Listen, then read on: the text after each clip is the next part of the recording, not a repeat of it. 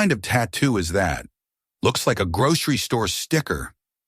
A group of young soldiers burst into laughter as the small woman removed her jacket, revealing a faded silver tattoo under her wrist.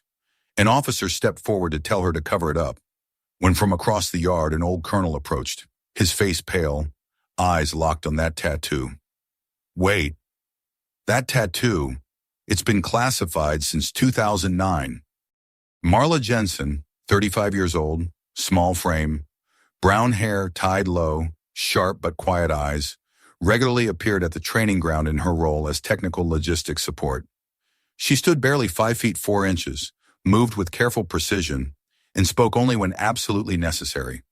She didn't wear a uniform, just wore a badge reading Support Logistics, responsible for transportation, equipment repair, water supply, and inventory management. Her clothes were always practical: cargo pants, work boots, plain t-shirts that had seen better days. Young soldiers often joked, "She must have been an artist once. That silver tattoo looks like cosplay." They'd snicker behind her back, making up stories about her past. "Bet she was a barista before this," one private would say. "Or maybe she drew cartoons for kids." She never reacted, just quietly continued her work. Tools in hand, she'd fix whatever was broken, restock whatever was empty, and disappear back into the background. Once, she helped fix a loose rifle stock for a sergeant. Precise movements, quick and efficient. Her fingers moved like she'd done it 1,000 times before. The adjustment was perfect, the kind that usually took an armorer 20 minutes. But the man muttered, acting like she knows everything. "What does logistics know about anything?" Marla still didn't argue, just nodded and walked away, her shoulders slightly hunched, as if carrying invisible weight. People were used to seeing her as the faded part of the training camp. No one asked her name. No one remembered her face. She was furniture, useful when needed, invisible when not. But there was one person, Lieutenant Colonel Rowan, a veteran in the field, who began to notice. His eyes looked at the tattoo on her arm differently than anyone else. He'd seen enough combat to recognize when someone carried themselves like they'd been in the field. The base had a rhythm: morning drills at 6, equipment checks at 8, lunch at 12. Marla moved through it all like a ghost, fixing what was broken, never speaking unless spoken to. "Hey, logistics lady," one private called out during weapons maintenance. "This scope's acting up. Fix it, will you?"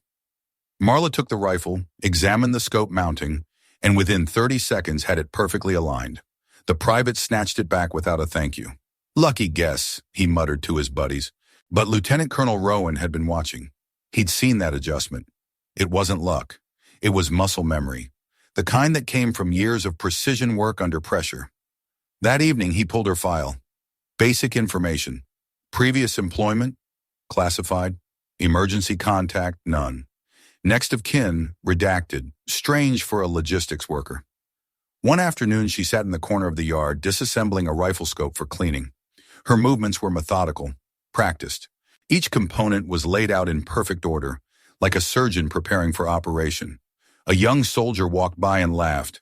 "Are you playing with toys? What's a logistics person doing with a scope?" His buddies gathered around, enjoying the entertainment.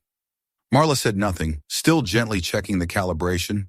Her fingers moved across the adjustment knobs with the confidence of someone who'd done this in darkness, under pressure, when lives depended on it. Suddenly, the AI facial recognition system activated when she looked up. Couldn't identify her. The camera focused, refocused, searched through databases. Nothing. The screen displayed, profile erased, data classified, do not proceed. An IT employee tried to access her records but was blocked. Red warnings flashed across his monitor. He tried using a photo of her tattoo to search, and the system automatically displayed a warning. Omega Class Tattoo, access denied, report to clearance level 7. Lieutenant Colonel Rowan received the alert within minutes. His blood ran cold. He'd heard whispers about Omega classifications, rumors, ghost stories told in the dark corners of military bars. He opened old archived files, pulling out an old photo from a 2009 campaign in Kandahar. His hands shook slightly as he examined the image. In the photo, a female sniper bearing that exact tattoo. Face obscured by shadow and distance, only the identifier remained, Omega 7. Rowan began searching through all old data about Omega Force, a special operations group that didn't exist on any official system. The deeper he dug, the more walls he hit. People who never existed, their records wiped after mission completion. No pension files, no medical records, no trace they'd ever breathed. He whispered, she was one of them.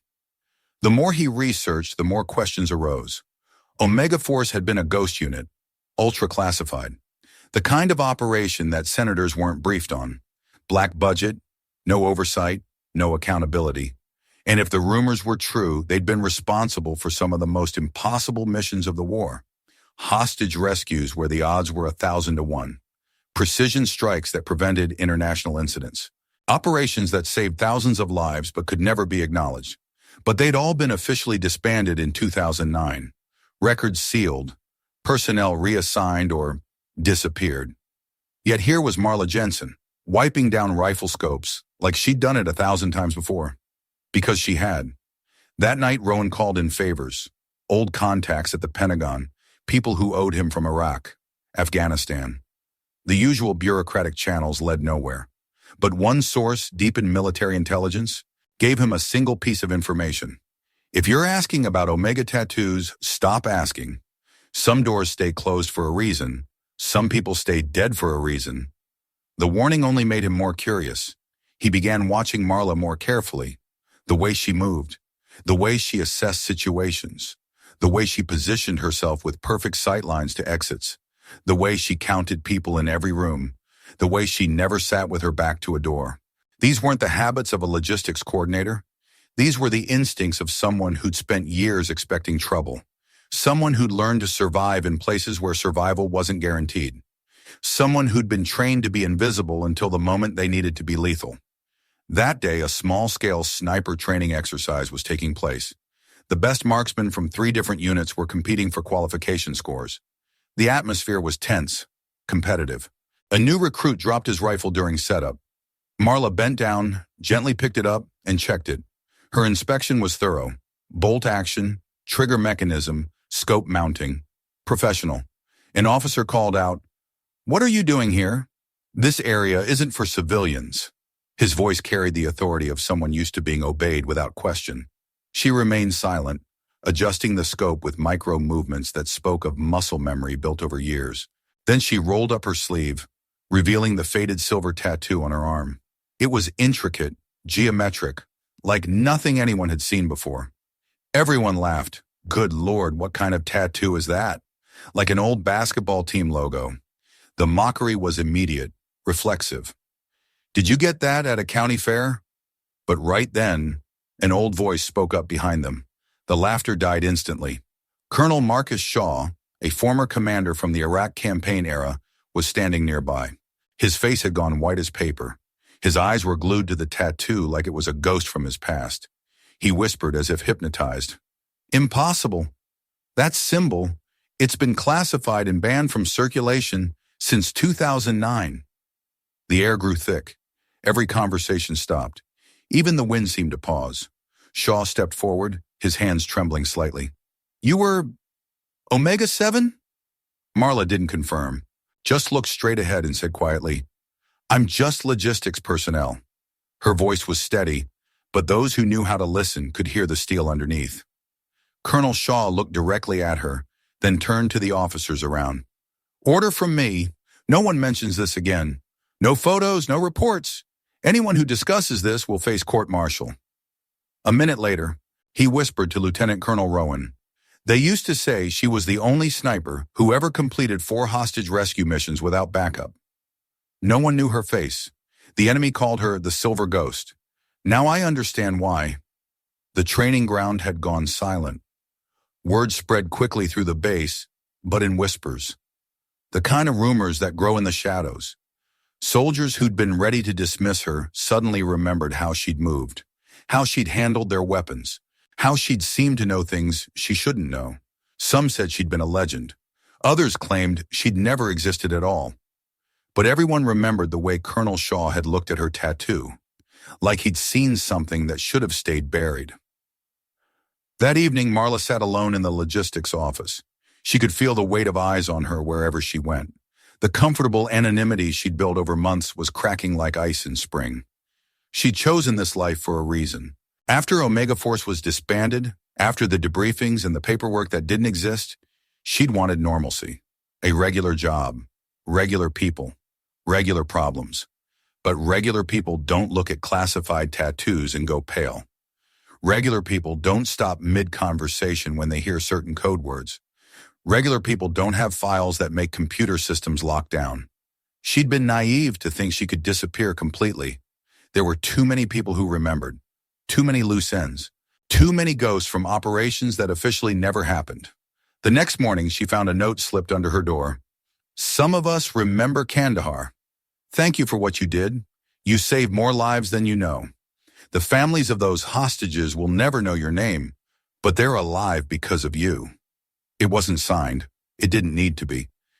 The next day, Marla left the training camp. No trace left behind. No goodbye to anyone. Her quarters were empty by dawn, cleaned with military precision. The logistics office was empty. Only a folded paper remained, placed under the scope she used to clean. Her final gift to the people who'd unknowingly benefited from her expertise. It read, "Don't judge anyone by the uniform they wear, or don't wear.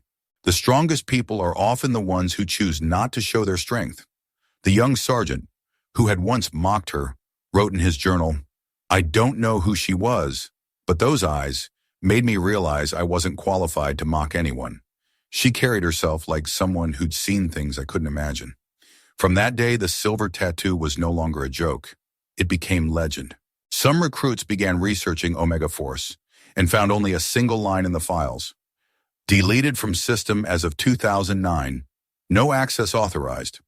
The mystery deepened the respect. Stories began circulating, each more incredible than the last. Some claimed she'd taken out an entire terrorist cell single-handedly. Others said she'd prevented a nuclear incident that would have killed millions. But Colonel Shaw knew better. He'd seen the real files, the classified after-action reports, the impossible missions that somehow got completed when everyone else said they were suicide runs. Omega-7 hadn't been a myth. She'd been a ghost. And ghosts, he reflected, were just people who'd learned to disappear so well that the world forgot they were ever there. The training camp continued its routine. New recruits arrived, old ones graduated. Equipment got maintained. Supplies got restocked. But something had changed. A new understanding had taken root. Not everyone who looked ordinary was ordinary. Not everyone who stayed quiet was weak. And not everyone who served did so in a uniform that people recognized. The rifle scopes worked better after she left. The equipment broke down less often. Small things that made people realize how much invisible work she'd been doing. But more than that, the soldiers carried themselves differently. They spoke to support staff with more respect. They asked names instead of barking orders. They remembered that heroes don't always wear capes or uniforms. Sometimes they wear cargo pants and work boots, and they fix your equipment while you're busy looking for glory. Some tattoos are just for beauty. Some tattoos are proof of a chapter in history that no one is allowed to mention by name. Marla Jensen needed no rank, no medals. She chose to live quietly, but just one look, one movement, made an entire unit stand still. This world doesn't lack strong people, but it severely lacks people strong enough to not need to be known. The real heroes aren't always the ones with their names on buildings or their faces on magazine covers. Sometimes they're the ones who fix your equipment, restock your supplies, and disappear into the background. Sometimes they're the ones who've done things that can't be talked about, saved lives that can't be counted, and earned honors that can't be displayed. The next time you see someone who seems ordinary, remember Marla Jensen. Remember that still waters run deep. And remember that the most dangerous people in the world are often the ones who look like they couldn't hurt a fly. Because they've learned that the greatest strength is never having to prove how strong you are. True power whispers while weakness shouts. Type "I believe in quiet people" if you also believe that strength doesn't need to be loud.